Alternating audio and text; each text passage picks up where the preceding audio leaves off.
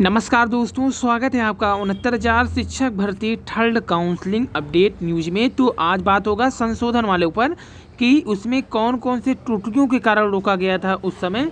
ये है 2020 दिसंबर की है। देखिए 17 दिसंबर 2020 की है। यहाँ पर आपको ये बता दें कि किस किस समय के कारण या किन किन त्रुटियों के कारण रोका गया था उन लोगों को। लेकिन बाद में एक शासनादेश आता है जिसमें कई प्रकार के त्रुटियों वालों को राहत दी जाती है, जबकि कुछ को छोड़ करके। तो हम उस पर भी बात करेंगे। इसके अलावा ये भी बताएंगे आपको कि कौन सा एफिडेविट आपको किस प्रारूप पर बनाना होगा जिसे आप लगा करके उन त्रुटियों को दूर कर सकते हैं। तो इससे पहले ये मथुरा डिस्ट्रिक्ट का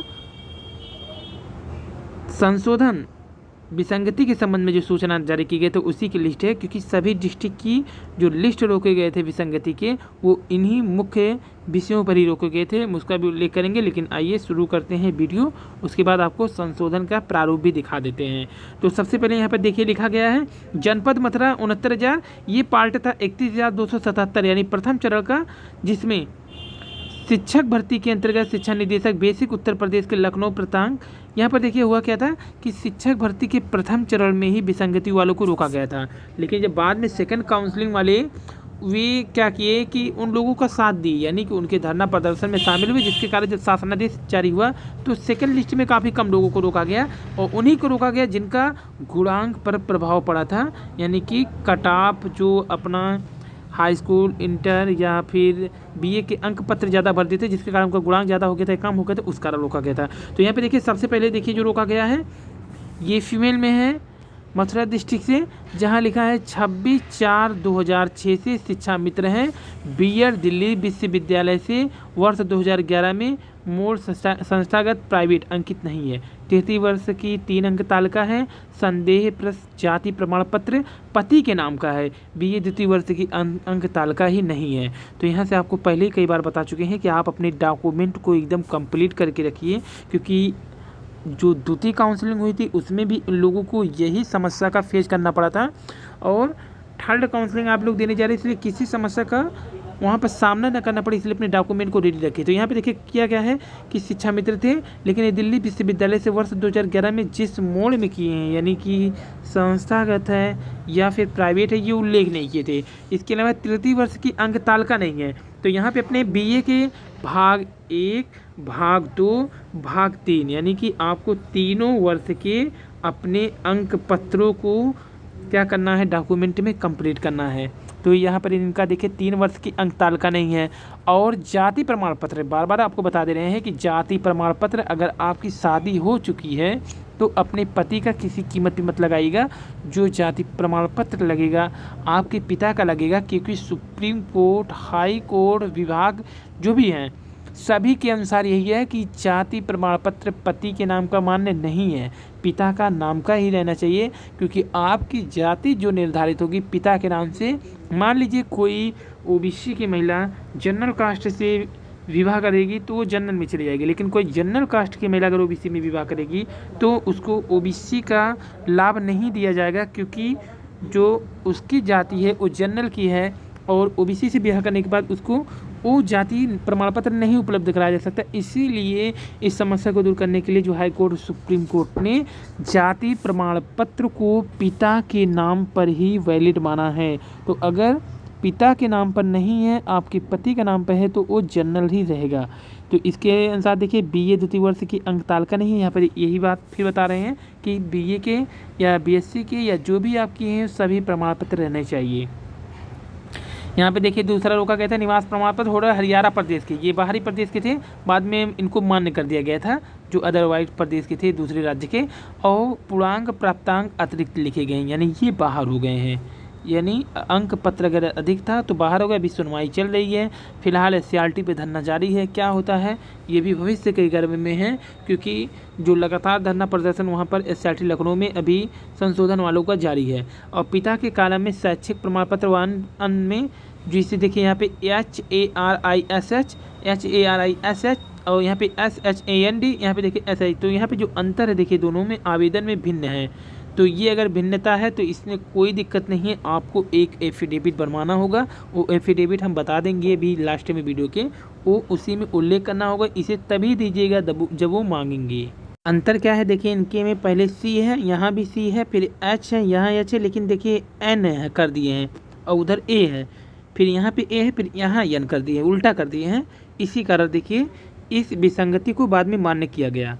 देखिए अगर आपको समस्या एक और है, जो दूसरी है, सी सैट परीक्षा ओबीसी कैटेगरी से उत्तीर्ण की है, जबकि केंद्र सरकार के प्रारूप पर जाति प्रमाण पत्र संलग्न नहीं किया गया है। जनपद बदायूं में सहायक अध्यापक पद पर कार्यरत थे ये। तो इनको अब क्या किया गया है, देखिए सी टैट परीक्षा जो होती है, जैसे अगर आप अपने उत्तर प्रदेश में जाति प्रमाण पत्र लगाएंगे तो ओबीसी हैं, तो हो सकता है आपको क्या नाम है, केंद्र सरकार में जनरल में किया जाए। तो अगर आप अदर प्रदेश से आते हैं और सीटेट अपने हरियाणा से उत्तीर्ण किया ओबीसी में 88 नंबर लाके, तो आप उत्तर प्रदेश में नहीं आ सकते हैं, क्योंकि आप यहाँ पर जनरल हो जाएंगे। अदर प्रदेश वाले यहाँ आकर के जनरल में क्वालिफाई करेंगे। तो ये अदर प्रदेश के थे, उन्होंने क्या किया, सीटेट ओबीसी कैटेगरी से उत्तीर्ण किया, जबकि केंद्र सरकार के प्रारूप पर इनका जाति प्रमाण पत्र ही नहीं था, तो इसलिए यहाँ पर इनको रोका गया। और ये वाला मैटर पर कोई राहत किसी को नहीं दिया गया है, क्योंकि आप अगर अदर प्रदेश से आएंगे, अदर स्टेट से आएंगे, तो आपको जनरल मानकर ही यहाँ पर नौकरी दी जाएगी, और आपका सीटेट 90 से कम नहीं रहना चाहिए। देखिए यहाँ पे अभ्यर्थी द्वारा आवेदन यूपी टेट लिखित परीक्षा ओबीसी कैटेगरी में दी गई है तथा पति के नाम का जाति प्रमाण पत्र जात प्रस्तुत किया गया, जबकि आवेदिका के पिता मूल निवास हरियाणा प्रदेश के हैं। तो यहाँ पे देखिए यही मैटर फंसा कि ये ओबीसी कैटेगरी की थी महिला, और जो प्रमाण पत्र है वो जाट प्रस्तुत किया गया है, आवेदिका के पिता भी मूल निवास हरियाणा में ही है। तो यहाँ पे ये भी मैटर रोका गया था। अगर अदर स्टेट के कोई भी अभ्यर्थी होंगे, अगर सही प्रमाण पत्र रहा होगा तो उनको नौकरी दे दी गई है, लेकिन अगर कोई भी कमी जाति या फिर कैटेगरी का पड़ा होगा तो वो बाहर कर दिए गए हैं।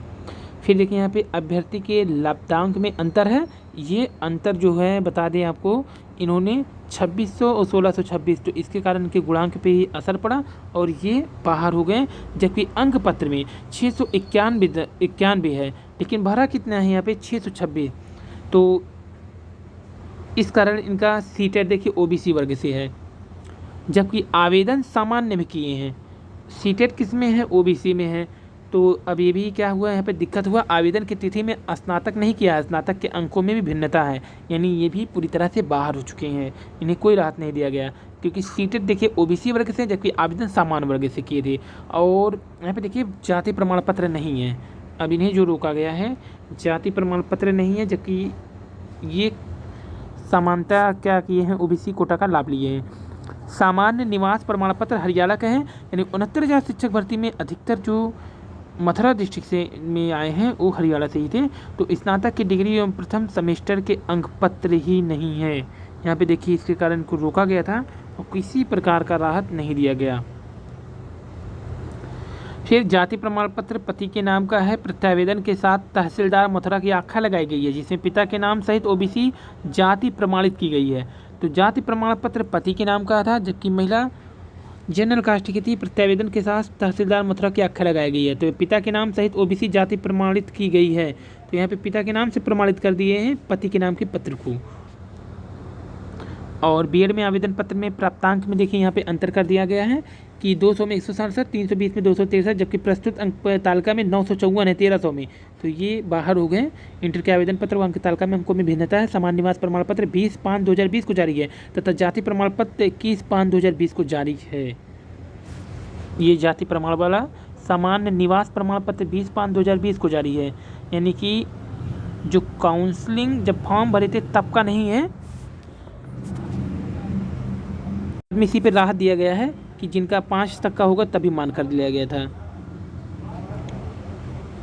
फिर है बीएड आवेदन पत्र के अनुसार सैद्धांतिक, यहाँ अंकों की भिन्नता दे दिया गया है फिर से, और जो सैद्धांतिक अंक 600 में 363 है, जबकि जो उनका प्रयोगात्मक है 200 में 180 है। अभ्यर्थी द्वारा आवेदन पत्र में पुरुष कैटेगरी के स्थान पर महिला भरा गया, जबकि अभ्यर्थी मेल है, तो ये भी फाइनली रोका गया है और इन्हें भी राहत नहीं दी गई है, क्योंकि जो कैटेगरी चेंज होने से पूरी मेरिट लिस्ट ही प्रभावित हो गई। और बीएड की अंक तालिका में सैद्धांतिक 405 अंकित है, जबकि आवेदन में 505 लिखा है। वहीं जाति व निवास प्रमाण पत्र 31/1/2019 के बने हैं। डीएड अंक पत्र में सैद्धांतिक 1647 यानी 2400 में दिखा दिए हैं, जबकि प्रयोगात्मक 2192 दिखा दिए हैं 2400 में। तो इतना अधिक अंक लेने के बाद ये वैसे भी बाहर हो गए हैं।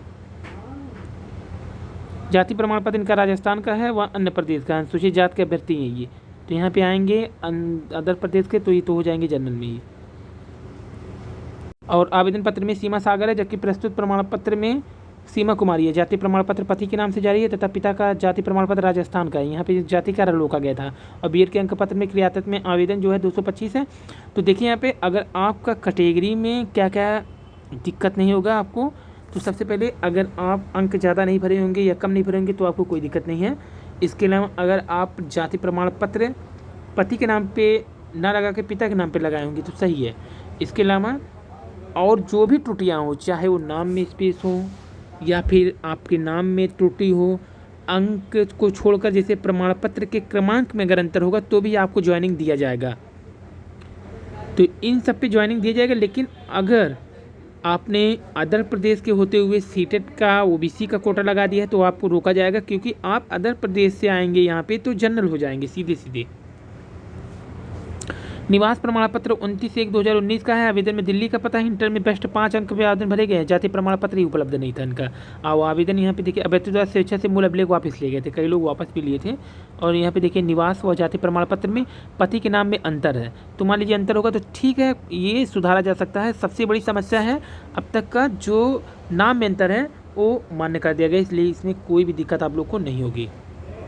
आवेदन लिखित परीक्षा एवं निवास प्रमाण पत्र में अभ्यर्थी का नाम मेघा अग्रवाल है, जबकि अन्य अभिलेख में मेघा बंसल है। निवास प्रमाण पत्र इनका 2020 का बना हुआ था। तो यहाँ पे देखिए अगर आपके नाम के इसमें भी अंतर है तो भी चल जाएगा, ये मान्य है। वर्तमान में जनपद कासगंज में सहायक अध्यापक के पद, ये एनओसी संलग्न नहीं किए थे। और इसके बाद ये भी बता दें कि फैसला आ गया था कि एनओसी जो एक ही 68,500 में चयनित थे, 68,500 में जो चयनित थे वो 69,000 में सिर्फ इसलिए आ रहे थे कि नज़दीक जिला उन्हें मिल रहा था। क्योंकि 68,500 में गलती क्या कर दिया था विभाग ने कि जो ज़्यादा नंबर पाए थे उन्हें सहारनपुर यानी कि दूर डिस्ट्रिक्ट भेज दिया, और जो ज़्यादा कम नंबर लाए थे उन्हें अपने होम डिस्ट्रिक्ट अलाट कर दिया 68,500 में। इसके कारण क्या हुआ, 69,000 में यही अभ्यर्थी फिर बैठ गए। बैठने के बाद क्या किए कि ये नज़दीक डिस्ट्रिक्ट के लिए इसको रिजाइन करने के लिए एनओसी नहीं लिए और रिजाइन करके यहाँ चले आए। लेकिन बाद में गवर्नमेंट ने इनको अवसर दिया कि आप एक ही जो परीक्षा है या फिर जो एक ही जॉब है उसमें आप नहीं आ सकते, इसलिए इनको फिर से वापस उन्हें अपने ही जोन यानी कि उसमें 68,500 में भेज दिया गया, जिससे 69,000 में करीब 1,000 सीटों का फायदा हुआ। वर्तमान में जनपद हाथरस में सहायक अध्यापक के पद पर कार्यरत ने बीएससी का एनओसी संलग्न नहीं है, कोर्ट का आदेश संलग्न है। तो कोर्ट ने भी कहा था एनओसी लेकर के आप तब तक इनका ज्वाइनिंग तो नहीं करने का कहा था आप इन्हें ज्वाइनिंग काउंसलिंग करा दीजिए। लेकिन बाद में कोर्ट ने सबको बाहर का रास्ता दिखा दिया था एक फैसले में, कहा कि एक ही कैटेगरी एक ही सैलरी वाले जॉब में आप नहीं जा सकते, जो कि सेम था एकदम, क्योंकि वो भी शिक्षक भर्ती था, ये भी है। वर्तमान में कासगंज में सहायक अध्यापक कार्यरत है, ये भी एनओसी नहीं लगाए थे, तो ये एनओसी वाले को रोका गया था। और आवेदन में देखिए पिता का नाम अंकित है, ब्राह्मी स्नातक अंक तालिका में पिता का नाम जो गलत था। तो पिता के नाम में अगर गलती है तो आप परेशान मत होइएगा, सीधे सीधे आप बनवा लीजिएगा, आपका वो मान्य है। और फिर देखिए यूपी टेट 2011 के आधार पर 110 अंकों के साथ आवेदन किया था, जो विज्ञापन की पूर्व वैधता समाप्त हो चुकी थी। लेकिन यहाँ पर इनको भी बाहर किया गया क्योंकि इनका वैधता ही समाप्त हो गया था 2011 के आधार पे। और परीक्षा कब हुआ था, 2020 में हुआ था, तो 2019 में सॉरी। तो यहाँ पे देखिए 2011 के टेट पर लगा था 110 अंकों के साथ। और फिर देखिए 34.36 डीएलएड के सैद्धांतिक परीक्षा के प्राप्तांक आवेदन पत्र में 1394 1950 जगह अंक तालिका के अनुसार 1023 1550 है। तो पिता के नाम द्वितीय वर्ष में जो अंकित है इसमें देखिए इनको भी राहत दे दिया गया है, यानी ये सुरक्षित हैं, इनसे एक एफिडेविट लिया गया। अब नीचे देखिए इनके में क्या क्या है। स्नातक प्रथम वर्ष के अंक तालिका में वर्षा अंकित है, जबकि आवेदन पत्र अन्य सभी प्रमाण पत्रों में इनके नाम देखिए VARSHA है। समान निवास प्रमाण पत्र इनका 25 मार्च 2019 को जारी है तथा 14/9/2015 की फोटो संलग्न है। जाति प्रमाण पत्र 26 मार्च 2019 को जारी है। तो जाति वाले में राहत दे दिया गया है जो बाद में बनवाए हैं, यानी कि काउंसलिंग की जो समय की है वो भी मान्य कर दिया गया था। और यहाँ पे लेकिन इनकी पीटीसी चतुर्थ सेमेस्टर में ही फेल हैं, यानी ये भी बाहर हो गए हैं। तो पूरी तरह से इनके में बहुत ही कमियाँ थी। तो खैर इन्हें बाहर का रास्ता ही दिखा दिया गया। सेमेस्टर ही फेल थी खुद, लेकिन 69,000 पास कर गई हैं। आवेदन पत्र में देखिए 12वीं में 281 ये अंक तालिका है, ये वैसे भी बाहर हो गए। और बीएड के अंक तालिका में 311, तो ये भी बाहर ही हो गए हैं। मेरिट लिस्ट प्रभावित हो रही है, देखिए यहाँ स्पष्ट उल्लेख कर रहा है कि मेरिट लिस्ट प्रभावित हो रही है, यानी डिस्ट्रिक्ट में यहाँ पर सबसे ज़्यादा जो प्रभावित हो रहा है मेरिट लिस्ट। फिलहाल अभी मूल अभिलेख से ज्वाइनिंग की मांग लोगों की ओर से किया जा रहा है। क्या होता है, सभी भी भविष्य के घर में हैं। तो यहाँ पे स्नातक में 1 वर्ष से उत्तीर्ण किया, इंटर अंक पत्र नाम में ही भिन्न था, तो मान लीजिए जिन्हें राहत दे दिया गया है। तो ये 69,000 शिक्षक भर्ती।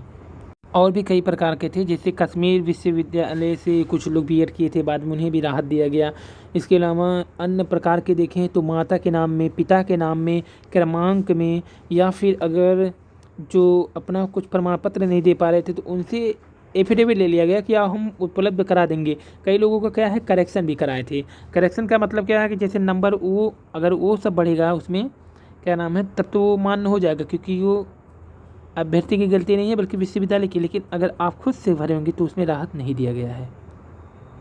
तो यही है पूरा। देखिए इसमें जो बाहर हुए हैं 72.44 कट ऑफ लेकर के, गुणांक लेकर के, देखिए यहाँ से बाहर हुए हैं। ये 73 गुणांक है किसी का मथुरा में, एक लोगों का देखिए 87 है। और जाति प्रमाण पत्र इनका देखिए पति के नाम से ही निर्गत था, और गुणांक इनका 87 है। नाम है राम गोपाल, कपूरी देवी कुमारी सुनीता का है। ये ओबीसी कोटे में से फीमेल में थी। 83.93 यानी कि लगभग 88 इनका गुणांक था। और एक लोग का देखिए ऊपर जो रोका गया है, अंबिका सिंह ओबीसी में है, 88.16 यानी हाई वाले गुणांक भी बाहर हुए। देखिए यहाँ पे 90.08 गुणांक, ये सब देखिए 91.35 गुणांक इनका था। नाम है कुमारी सविता। और ये देखिए 90.08 गुणांक है।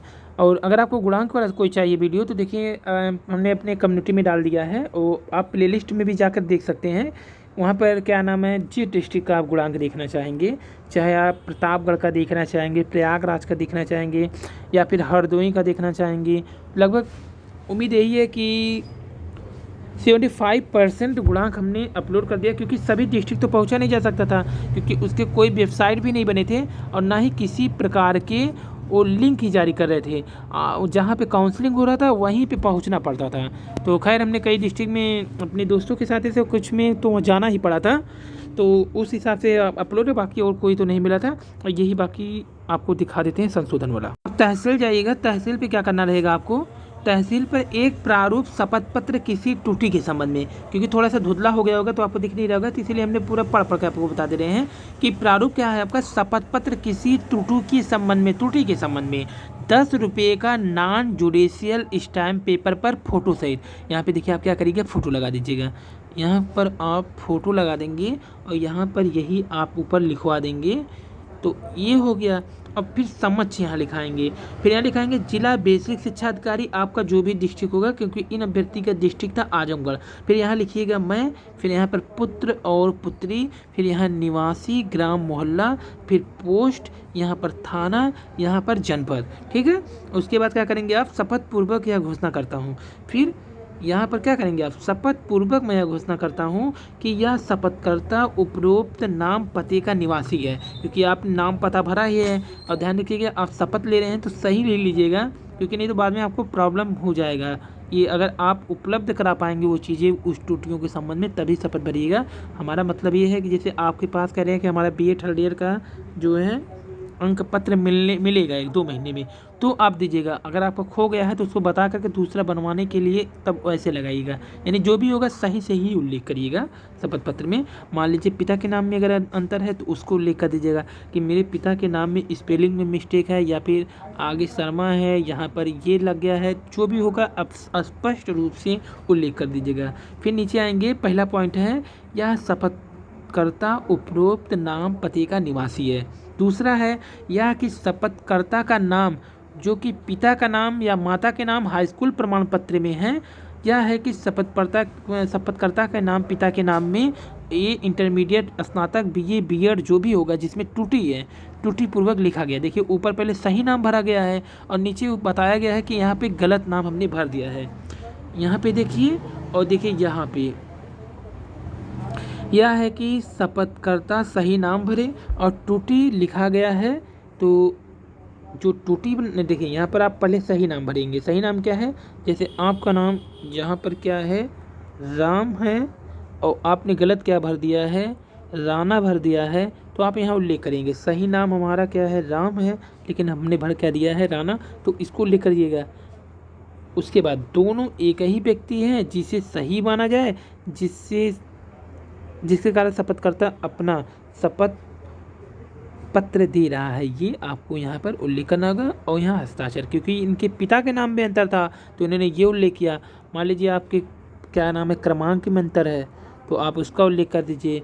और अगर जाति प्रमाण पत्र आपका जैसे 2013 का बना है, जाति प्रमाण पत्र आपका बन गया है कब का, 2013 का, और बाद में आप बनाए ही नहीं है और बनवा लिए एक 2020 में, ठीक है, या 2021 में तो मान्य होगा ही नहीं किसी कीमत पे, 2020 के पहले का बनवा लिए हैं, तो क्या करेंगे कि इसके पहले का रहना चाहिए था। अब आप इस प्रमाण पत्र को और इस प्रमाण पत्र को अटैच कर दीजिएगा। जो पुराना होगा नए के साथ अटैच कर देंगे, आपको किसी प्रकार का दिक्कत नहीं होगा, क्योंकि कई अभ्यर्थियों को जब यही समस्या थी सेकंड काउंसलिंग में, तो हमने कमेंट में जब उन्होंने पूछा तो हमने यही राय दिया था और उन लोगों का ज्वाइनिंग भी हो गया था, कमेंट बॉक्स में वो आकर बताए भी थे। तो इसलिए यही करना होगा आपको, वो जो पुराना प्रमाण पत्र है उसे संभाल कर रखिए और उसी प्रमाण पत्र पे ही आपकी ज्वाइनिंग मिलनी है। तो इसलिए अगर पुराना है, 9 की है, 8 की है, 4 की है, कोई दिक्कत नहीं है, आपके पास एक नया प्रमाण पत्र हो, दोनों अटैच करके लगा दीजिएगा। एक शपथ पत्र बना दीजिएगा कि मैं ही इस कास्ट का हूँ, इसमें कोई भी गलत मतलब वो शपथ नहीं दिया जा रहा है। इसके बाद आप अपना संलग्न कर सकते हैं और कोई भी दिक्कत होगा तो आप कमेंट बॉक्स में पूछ सकते हैं। फिलहाल ये आज के लिए इतना ही। धन्यवाद, थैंक यू।